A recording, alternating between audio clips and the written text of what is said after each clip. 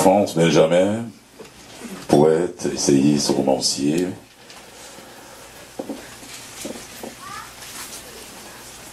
France, tu es prêt?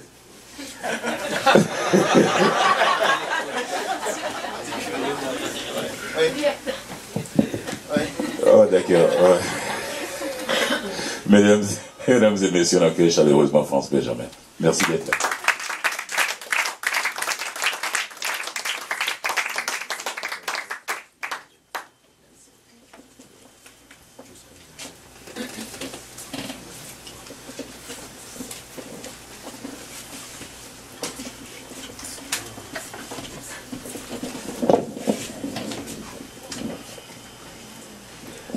Bonsoir à toutes, bonsoir à tous.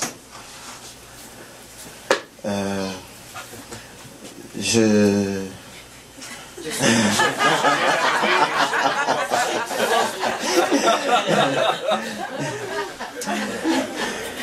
suis très content d'être là.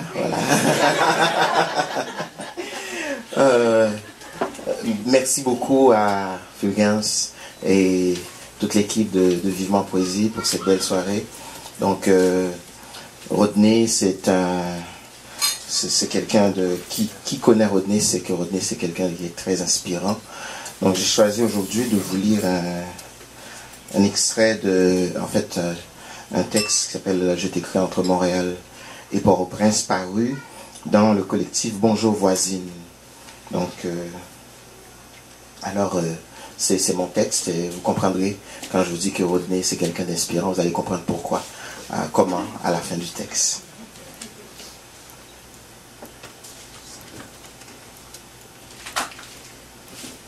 La béquille. Je ne suis pas encore habitué. Donc,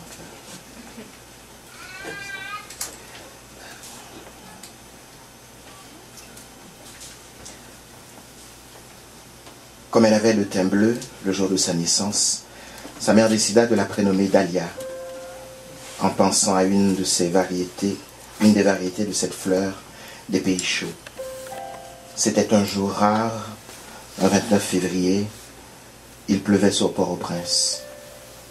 Elle avait des yeux noirs comme ceux d'un volcan ensommeillé. Elle avait des lèvres de flûtiste et les jambes de danseuse étoile du ballet du Bolchoï. La grâce de ses pas rappelait celle d'Odette dans le lac des Cygnes. Certains disaient qu'elle était la réminiscence même d'Erzulie Freda.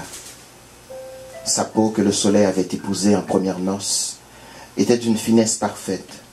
Ses petits seins d'abricot et de cerises noires n'avaient besoin d'aucun soutien pour dire chaque matin un bonjour solennel à l'astre levant.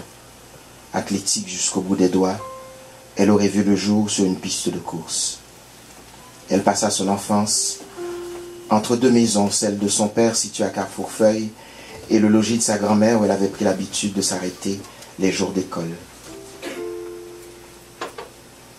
À 16 ans, elle rêvait sans nuance au prince charmant.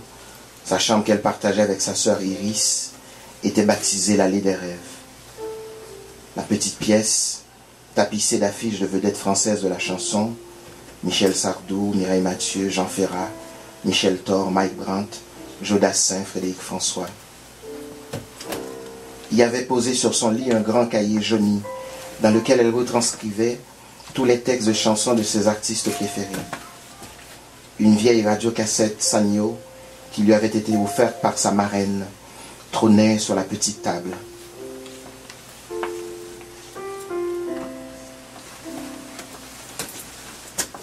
Quand elle eut 20 ans et qu'elle portait déjà dans son être toute la canicule du monde, elle partit pour Montréal un matin de printemps.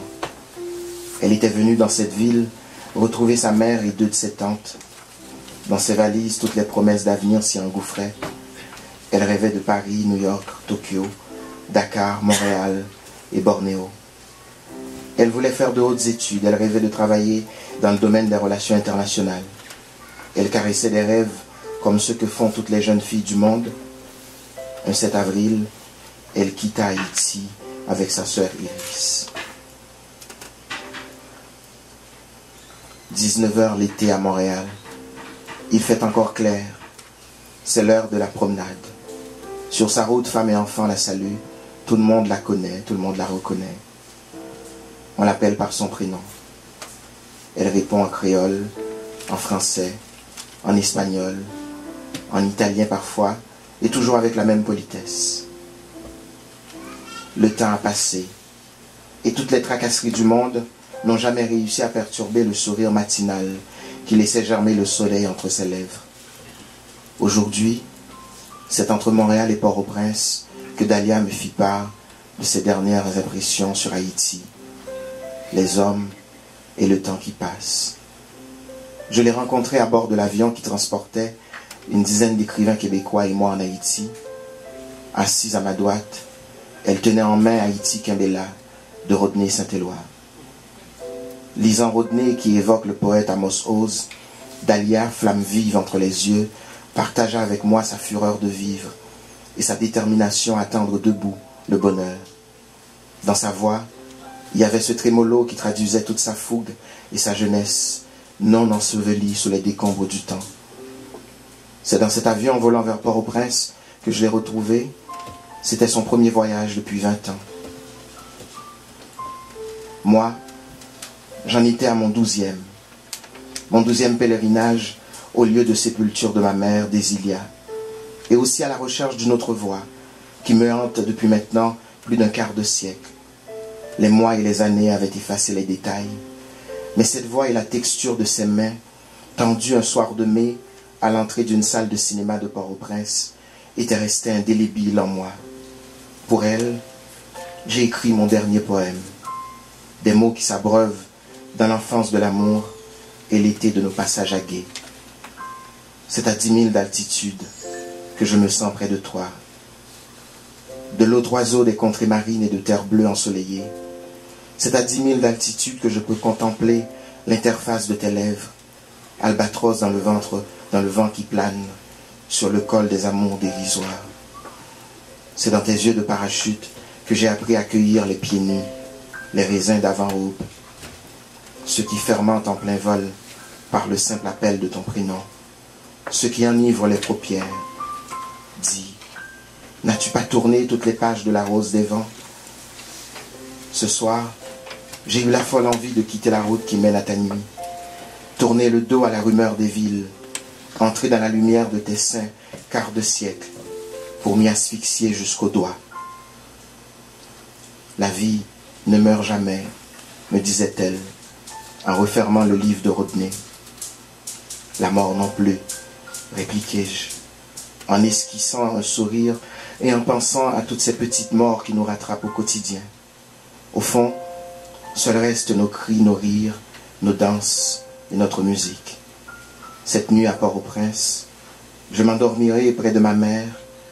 J'ai envie d'entendre sa voix tout en serrant les mains de Dalia sur mon cœur.